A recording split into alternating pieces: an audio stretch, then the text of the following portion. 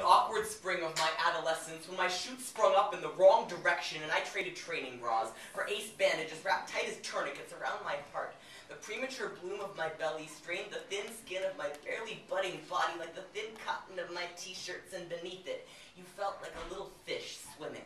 Crashing against the inside walls of me, I learned to love you slowly.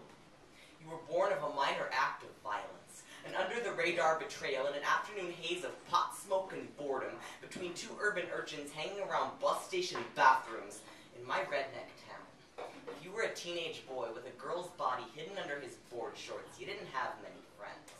I had one. He was once a shy bookworm like me.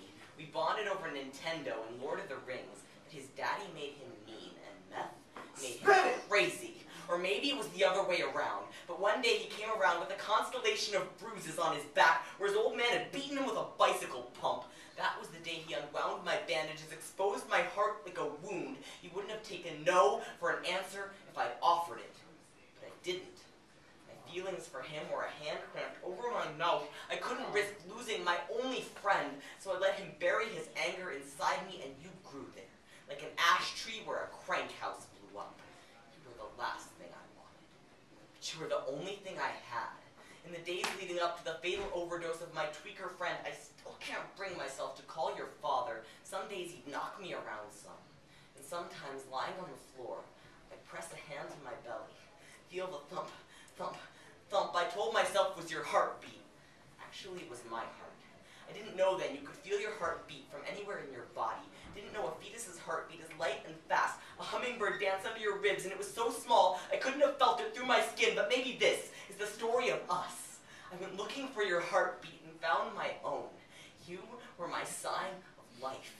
In your 7th month growing inside me, I got shoved down a flight of stairs, and you were born in a sterile room of IV tubes and beeping machines while I hemorrhaged. Like you were so much a part of me, ripping you out of me almost made me bleed to death. As hard as it was for my body to let go of you, it was harder for my heart. It took me 3 years to sign the guardianship papers.